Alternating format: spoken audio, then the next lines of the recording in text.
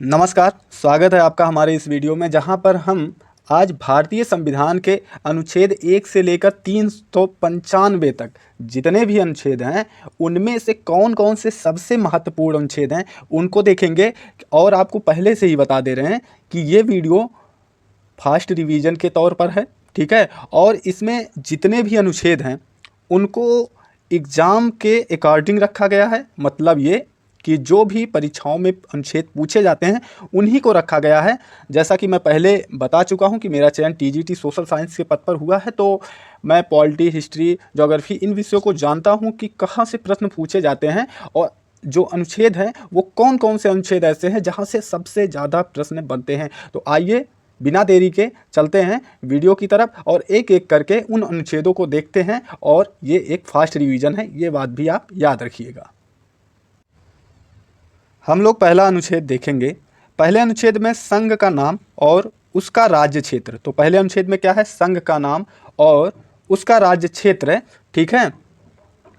दूसरे, नए राज्यों का प्रवेश या स्थापना, मतलब नए राज्यों के प्रवेश कैसे होगा और उसकी स्थापना कैसे होगी, इसका वर्णन दूसरे अनुच्छेद में किया गया है। जबकि तीसरे अनुच्छेद में नए राज्यों का निर्माण और वर्तमान राज्यों के क्षेत्रों, सीमाओं या नामों में परिवर्तन की बात की गई है। कि मैं मतलब ये है कि नए राज्यों का निर्माण कैसे होगा और वर्तमान राज्यों के क्षेत्रों, सीमाओं और नामों में परिवर्तन कैसे होगा, इसका उल्लेख जो किया गया है वो अनुच्छेद 3 में किया गया है। अनुच्छेद 5 की बात कर लें तो संविधान के प्रारंभ में नागरिकता संबंधित जो बातें की गई वो अनुच्छेद 5 में की गई हैं। इसके बाद हम लोग देखते हैं अनुच्छेद 8। काफ़ी इम्पॉर्टेंट है कि भारत से बाहर रहने वाले भारतीय मूल के व्यक्तियों की नागरिकता, मतलब वे व्यक्ति जो भारत के बाहर रहते हैं उनकी नागरिकता संबंधित प्रावधान की जो बातें की गई हैं वो कहाँ पर? अनुच्छेद 8 में की गई हैं। वहीं अनुच्छेद 9 में नागरिकता की समाप्ति की बात की गई है। तो अनुच्छेद 9 क्या है? नागरिकता की समाप्ति। 9 मतलब नो, नागरिकता समाप्त हो रहा है, नागरिकता आपकी नहीं है। वहीं पर अनुच्छेद 10 में देखेंगे नागरिकता का बने रहना। 10 बस मतलब ये कि ऐसे याद करने का एक तरीका है कि 10 बस नागरिकता आपका बना रहेगा, ठीक है। तो 10 में क्या है? नागरिकता का बने रहना। उसके बाद जो अगला अनुच्छेद देखेंगे काफ़ी इम्पॉर्टेंट है, 15। इसमें है धर्म, मूल वंश, जाति, लिंग या जन्म स्थान के आधार पर भेदभाव का प्रतिषेध है, ठीक है। मतलब आप किसी भी व्यक्ति से धर्म, मूल वंश, जाति, लिंग या जन्म स्थान के आधार पर भेदभाव नहीं कर सकते। और इसको याद करने का तरीका ये है कि आप यहाँ पर 15 में देख रहे हैं लास्ट में 5 आ रहा है और इसके 5 शब्द हैं। धर्म 1, मूल वंश 2, जाति 3, लिंग 4 और जन्म स्थान 5। तो इस आधार पर आप याद कर सकते हैं कि अनुच्छेद 15 में धर्म, मूल वंश, जाति, लिंग या जन्म स्थान के आधार पर भेदभाव का प्रतिषेध है, मतलब रोक है। वहीं पर अनुच्छेद 17 अस्पृश्यता का अंत करता है, ठीक है। अनुच्छेद 17 में क्या है? अस्पृश्यता का अंत। और अनुच्छेद 18 देखेंगे, इसमें क्या है? उपाधियों का अंत, ठीक है। जो पहले राजाओं महाराजाओं की उपाधियां होती थी उसका अंत किया गया और इससे संबंधित जो प्रावधान है, जो उपाधियों के अंत संबंधित प्रावधान है, वो किस अनुच्छेद में है? अनुच्छेद 18। वहीं पर अनुच्छेद 19 में क्या है? वाक की स्वतंत्रता, मतलब बोलने की स्वतंत्रता और वाक, अभिव्यक्ति, विचार, इन सब की जो स्वतंत्रता है वो किस अनुच्छेद में की गई है? अनुच्छेद 19 में की गई है, ठीक। वहीं पर अनुच्छेद 21 देखा जाए, प्राण एवं दैहिक स्वतंत्रता का संरक्षण। अनुच्छेद 21 में क्या कहा गया है? प्राण और दैहिक स्वतंत्रता का संरक्षण। देखिए आर्टिकल छोड़ छोड़ के इसलिए बता रहा हूँ कि जो प्रश्न बहुत पूछे जाते हैं उन्हीं अनुच्छेदों का समाहित इस वीडियो में मैं किया हूँ, ठीक है। 20 भी बता सकता हूँ कि मतलब क्या है और जो चीज़ें हैं, ठीक है। लेकिन क्या है कि वो प्रश्न बहुत ज़्यादा पूछे नहीं जाते, ठीक। तो जो प्रश्न पूछे जाते, क्योंकि 395 अनुच्छेद याद करना ये बहुत बड़ी बात है। मतलब संभव एक प्रकार से है नहीं, वैसे संभव तो सब कुछ है लेकिन इतना कैसे याद किया जाएगा। इसलिए मैंने जो भी अनुच्छेद इम्पॉर्टेंट थे उन्हीं को रखा, ठीक है। उसके बाद अनुच्छेद 23 हम लोग देखेंगे। 23 में क्या है? मानव के व्यापार और बलात्कार श्रम पर प्रतिषेध, मतलब जो मानव की तस्करी होती है और जो मतलब जो श्रम कराया जाता है, मतलब बिना मन के या जो ज़बरदस्ती तरीके से किसी से, उस पर क्या है? रोक लगाया गया है। किसमें? अनुच्छेद 23 के अंतर्गत। वहीं अनुच्छेद 24 के अंतर्गत कारखानों आदि में बालकों के नियोजन का प्रतिबंध किया गया है, मतलब जो कारखाने होते हैं वहाँ पर बच्चों को कार्य कराने से रोका गया है, और ये किस में कहा गया है, अनुच्छेद 24 में कहा गया है। ठीक, हम लोग अनुच्छेद 25 देखेंगे। अनुच्छेद 25 में देखा जाए तो इसमें है अंतःकरण से किसी धर्म को अपनाने की स्वतंत्रता, मतलब आप किसी भी धर्म को स्वतः अपना सकते हैं, मतलब आपके ऊपर कोई जोर जबरदस्ती ना किया जाए, तो आप किसी भी धर्म को अपना सकते हैं, इसकी स्वतंत्रता आपके पास है। वहीं पर अनुच्छेद 29 की बात की जाए तो अल्पसंख्यक वर्गों के हितों का संरक्षण की बात की गई है। अनुच्छेद 29 में क्या है, अल्पसंख्यक वर्गों के हितों का संरक्षण। जबकि अनुच्छेद 32 क्या है, संवैधानिक उपचारों का अधिकार, और इसी में सुप्रीम कोर्ट की रिट जारी करने की शक्ति आती है। ठीक है, तो अनुच्छेद 32 क्या है, संवैधानिक उपचारों का अधिकार, और जो सुप्रीम कोर्ट की रिट जारी करने की शक्ति है, ठीक है, अधिकार भिक्षा, उत्प्रेषण, ठीक है, ये सब कहाँ है, अनुच्छेद 32 के अंतर्गत, और कौन, सुप्रीम कोर्ट। ठीक है, उसके बाद अनुच्छेद 38 क्या है, राज्य द्वारा कल्याणकारी व्यवस्था, मतलब जो राज्य द्वारा कल्याणकारी व्यवस्था अपनाई जाती है उसका उल्लेख किस में है, अनुच्छेद 38 में। वहीं पर अनुच्छेद 40 में ग्राम पंचायतों के गठन की बात की गई है। तो ग्राम पंचायतों के गठन की बात कहाँ की गई है, अनुच्छेद 40 में। ठीक, इसके बाद अगला अनुच्छेद हम लोग देखेंगे, अनुच्छेद 41 है। अनुच्छेद 41 में क्या है, कुछ दशाओं में काम, शिक्षा और लोक सहायता पाने का अधिकार। तो कुछ दशाओं में काम, शिक्षा और लोक सहायता पाने का अधिकार किसमें है, अनुच्छेद 41 में। वहीं पर अनुच्छेद 44 में नागरिकों के लिए समान सिविल संहिता, मतलब नागरिकों के लिए समान सिविल संहिता किसमें है, अनुच्छेद 44 में। 44 में 2 4 होते हैं, ठीक है, समान होते हैं, तो समान सिविल संहिता, ऐसे आप याद कर सकते हैं कि समान सिविल संहिता किसमें है, 4 4, यहाँ पर 4 4 हैं तो दोनों समान है, तो आप कहेंगे कि समान सिविल संहिता, ठीक है, किसमें है, अनुच्छेद 44 में। अब अनुच्छेद 45 देख लीजिए, बालकों के लिए निःशुल्क और अनिवार्य शिक्षा। तो बालकों के लिए निःशुल्क और अनिवार्य शिक्षा की जो व्यवस्था की गई वो किसमें, अनुच्छेद 45 में की गई। वहीं पर जब हम लोग अनुच्छेद 48 देखेंगे, अनुच्छेद 48 में क्या है कि कृषि एवं पशुपालन संगठन, मतलब कृषि और पशुपालन संगठन से संबंधित जो भी बातें हैं उनका उल्लेख कहाँ है, अनुच्छेद 48 में। जबकि 48 का में पर्यावरण का संरक्षण तथा संवर्धन और वन्य जीवों की रक्षा की बात की गई है।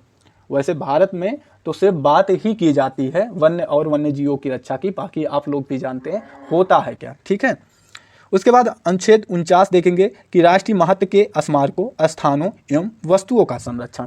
मतलब 49 में क्या है कि जो राष्ट्रीय महत्व के स्मारक हैं, स्थान हैं और वस्तु हैं उनका संरक्षण करना है। किसके अंतर्गत, अनुच्छेद 49 के अंतर्गत इसका उल्लेख है।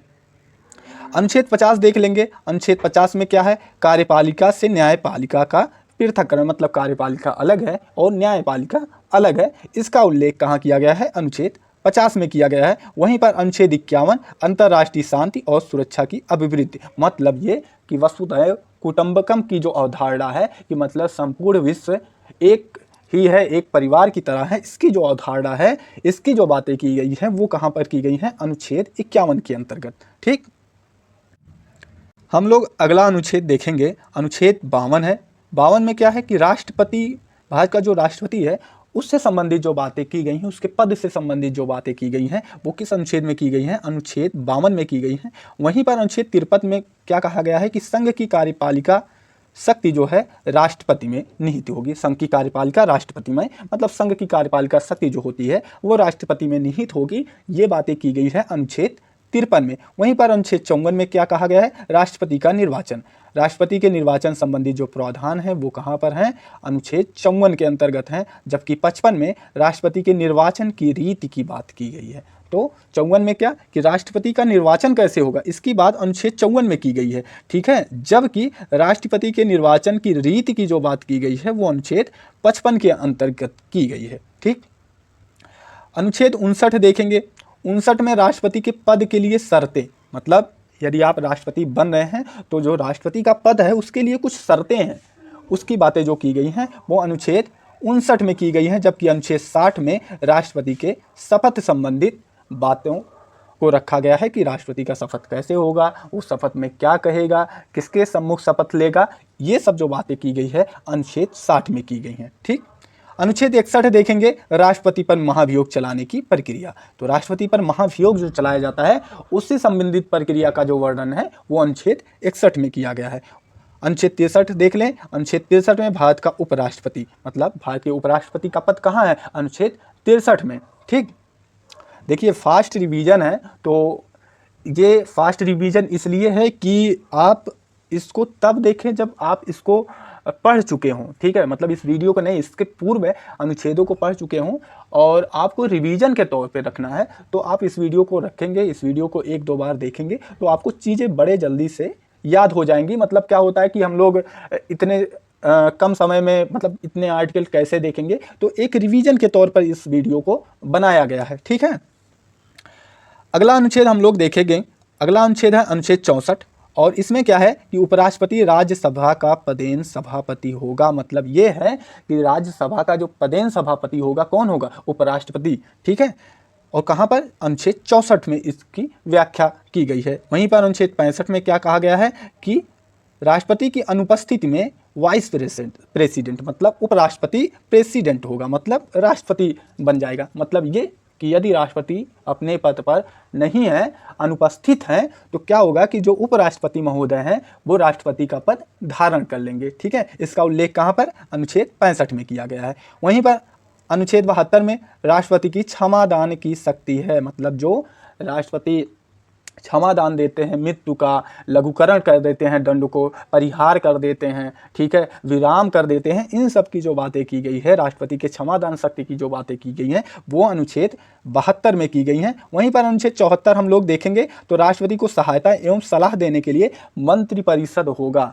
ठीक है, मंत्रिपरिषद जो होगा वो राष्ट्रपति को सलाह और सहायता देगा और ये जो बातें की गई हैं वो अनुच्छेद 74 में की गई हैं। ठीक, वहीं पर अनुच्छेद 76 में भारत के महान्यायवादी के पद का उल्लेख है। तो भारत का महान्यायवादी जो है उसके पद का उल्लेख कहाँ पर है? अनुच्छेद 76 में। जबकि 78 में क्या कहा गया है? राष्ट्रपति को जानकारी देने के संबंध में प्रधानमंत्री के कर्तव्य।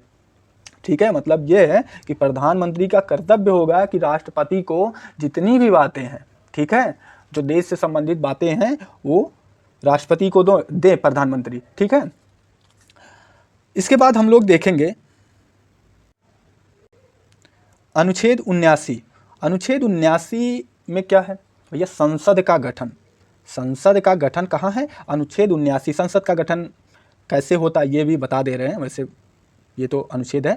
तो यहाँ पर राष्ट्रपति महोदय होते हैं, यहाँ पर रख लीजिए, और यहाँ पर लोकसभा और यहाँ पर राज्यसभा, इन्हीं तीनों से मिलकर संसद का गठन होता है। ठीक है, मतलब ये कि लोकसभा के सदस्य, राज्यसभा के सदस्य और प्रेसिडेंट मतलब राष्ट्रपति, और इन्हीं तीनों लोगों का संयोजन से संसद का गठन होता है। और इसका उल्लेख कहाँ पर है? अनुच्छेद 79 में। जबकि 80 में राज्यसभा की संरचना की बात की गई है। ठीक है, राज्यसभा की संरचना की बात की गई है कहाँ पर? अनुच्छेद 80 में। 79 में संसद का गठन, 80 में राज्यसभा की संरचना, जबकि 81 में लोकसभा की संरचना की बात की गई है। तो 79 संसद का गठन, 80 राज्यसभा की संरचना और 81 लोकसभा की संरचना। 85 में क्या कहा गया है? संसद का सत्रावसान और विघटन। तो संसद का जो सत्र होता है, सत्रावसान होता है, विघटन होता है, और ये कौन करता है, कैसे करता है, इन सभी जो बातों को किया गया है वो कहाँ? अनुच्छेद 85 में किया गया है। ठीक, इसके बाद देखेंगे अनुच्छेद 87।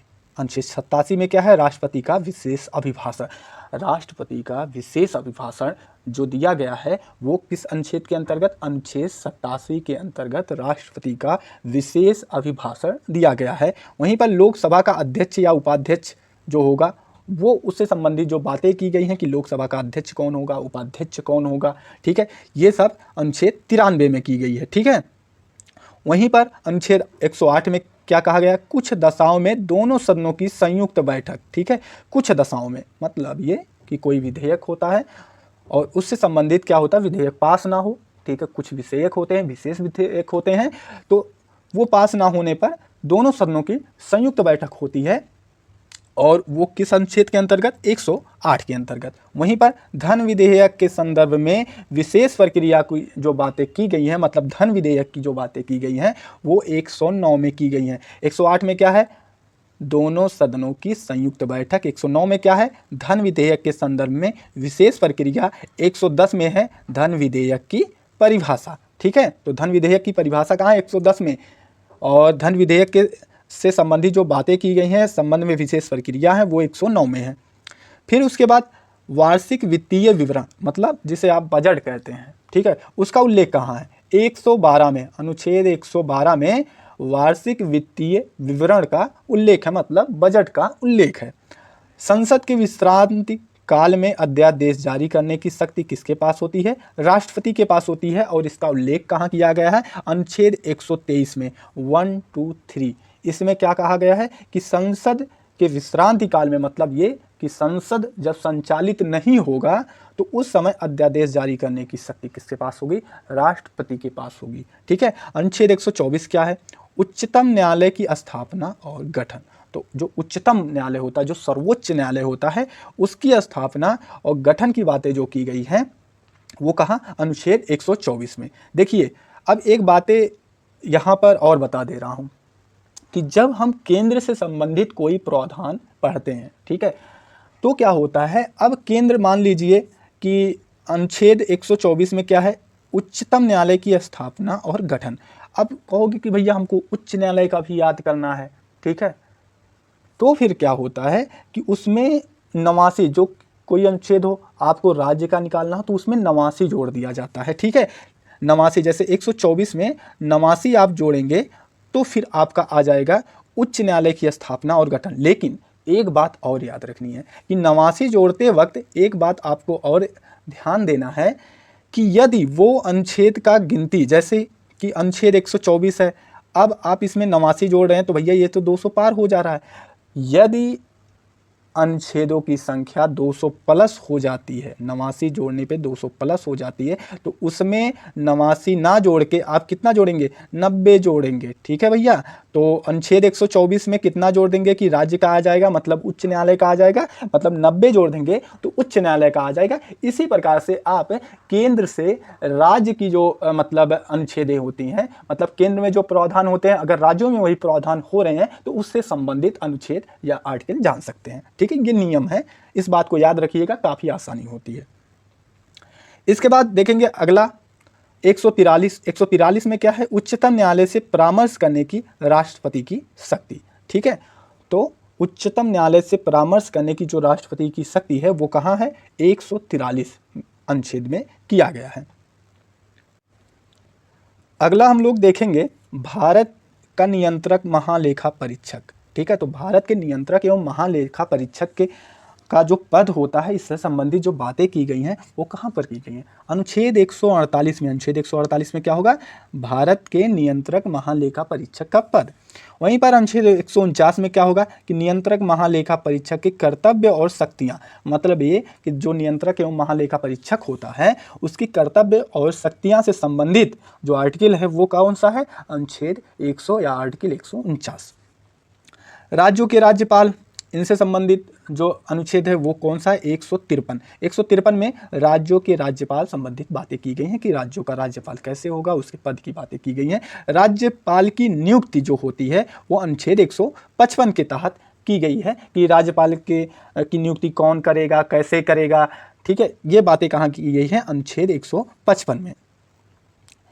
इसके बाद अगला अनुच्छेद हम लोग देखेंगे, अनुच्छेद 161। अनुच्छेद 161 में क्या है, क्षमा आदि दंडादेश, निलंबन, परिहार या लघुकरण की राज्यपाल की शक्ति। ठीक है, मतलब जैसे राष्ट्रपति में आपने पढ़ा था कि राष्ट्रपति में 72 अनुच्छेद 72 पढ़े थे कि राष्ट्रपति की शक्ति होगी कि वो क्षमादान, मृत्यु दंड को भी क्षमा कर सकता है, किसी मतलब दंड को कम कर सकता है, रोक सकता है। इसकी बातें राष्ट्रपति में अनुच्छेद 72 में की गई थी। अब राज्यपाल राज्य का आ जाता, और हमने बताया था कि जब आपको केंद्र से राज्य का निकालना हो, जैसे राष्ट्रपति का 72 था, ठीक है, और अब राज्यपाल का आ गया, तो इसमें क्या है, नवासी जब आप जोड़ेंगे, नवासी, ठीक है, तो यहाँ पर 9 2 11 1, ठीक है, उसके बाद 8 8 16, 161 आ गया ना भैया, 161। यही बतिया हम कह रहे हैं कि जब आप केंद्र का याद रखे हैं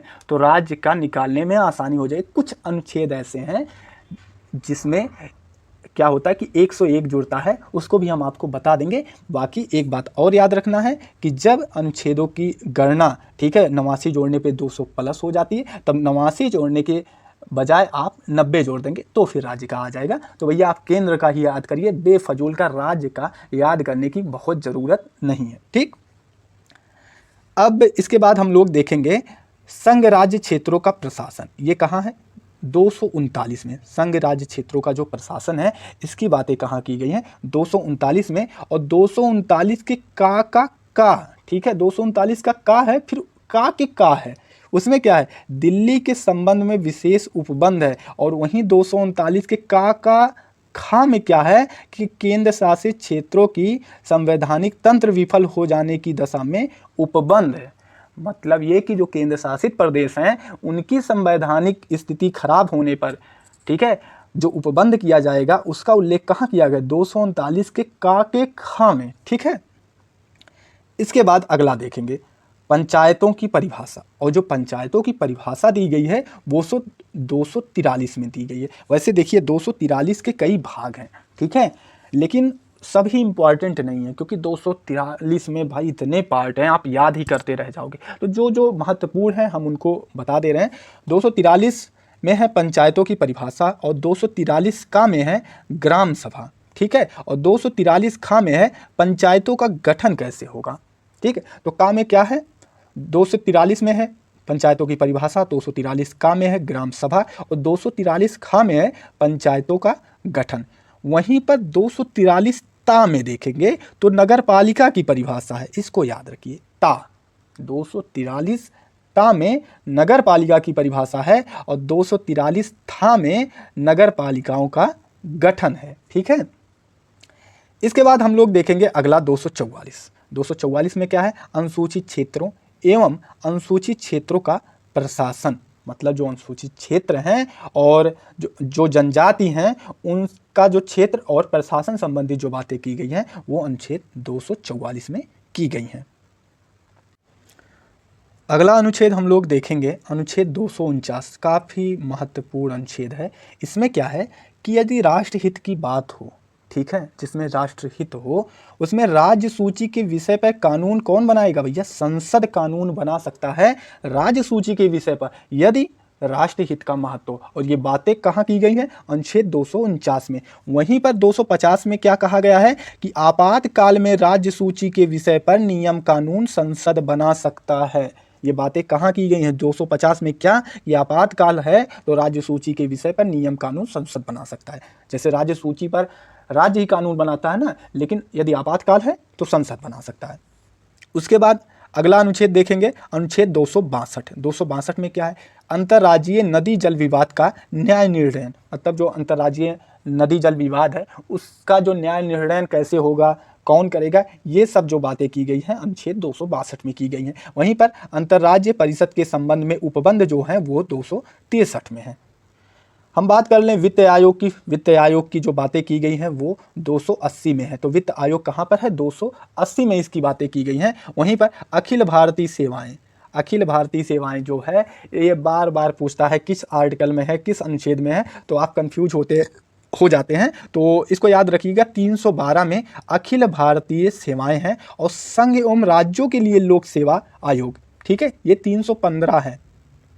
ठीक है, अखिल भारतीय सेवाएं किसमें है? 312 में, और संघ एवं राज्यों के लिए जो लोक सेवा आयोग है वो 315 में है। ठीक है, सदस्यों की नियुक्ति और पदावधि, ठीक है, जो संघ एवं राज्यों के लिए लोक सेवा आयोग है उसके जो सदस्य हैं उनकी नियुक्ति और पदावधि की जो बातें की गई हैं वो 316 में की गई हैं। कहाँ के? संघ एवं राज्यों के लोक सेवा आयोग के सदस्यों की नियुक्ति और पदावधि। ठीक है, देखिए जब नोट्स बनाया जाता है तो उसमें मतलब ऐसी चीज़ें ही लिखी जाती हैं कि या तो हम समझ सकें, ठीक है, या तो फिर पढ़ा सकें। इसीलिए जो आप लोग कहते हैं कि नोट्स दे दीजिए सर, नोट्स तो हम दे ही देंगे, लेकिन आप वीडियो तो पूरा देखिए महाराज। नहीं नोट्स लेंगे तो कहेंगे कि यार ये मास्टरवा पता नहीं क्या लिख दिया है, समझ ही नहीं आ रहा है, इसको कुछ अइबे नहीं करता, पता नहीं क्या लिखा है। तो इसीलिए कहते हैं आप वीडियो पूरा देखिए, नोट्स हम आपको दे ही देंगे। ठीक है, इसके बाद जो अगला अनुच्छेद है वो देखेंगे अनुच्छेद 323 का।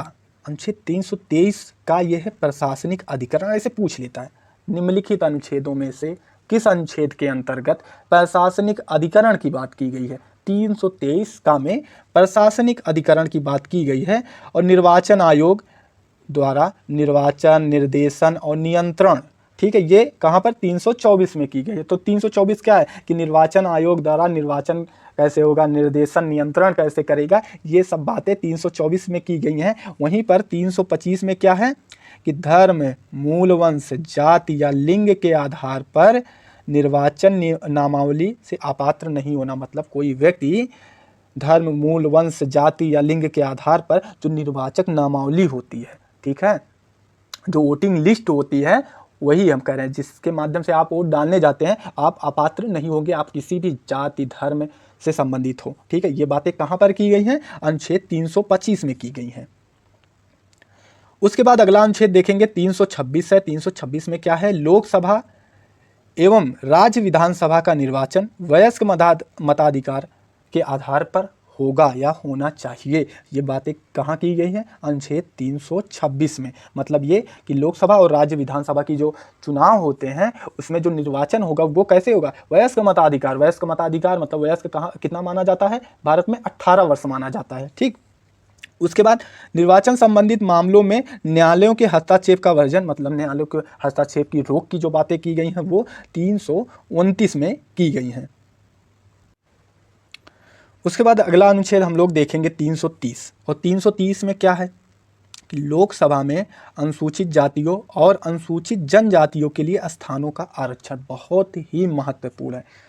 पूछ लेता है लोकसभा में अनुसूचित जातियों और अनुसूचित जनजातियों के लिए जो स्थानों का आरक्षण किया गया है वो किस आर्टिकल, किस अनुच्छेद में है? 330 में। वहीं पर लोकसभा में आंग्ल भारतीय समुदाय की जो बात की गई थी मतलब ये कि पहले बात की गई थी, अब उसे समाप्त कर दिया गया है 104वां संविधान संशोधन द्वारा। और ये किस अनुच्छेद में था? 331। अब भी पूछ लेता है, समाप्त कर दी गई इसका मतलब ये नहीं कि पूछेगा नहीं, वो औरों पूछता है।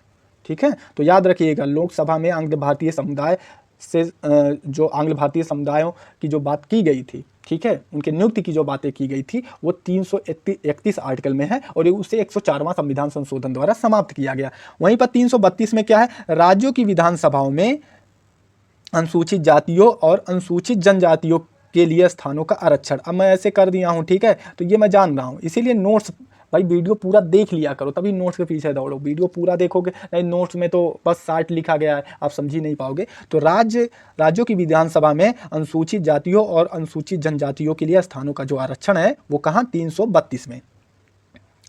इसके बाद हम लोग देखेंगे अनुच्छेद 333 क्या है। इसमें क्या है? राज्यों की विधानसभा में आंग्ल भारतीयों की नियुक्ति।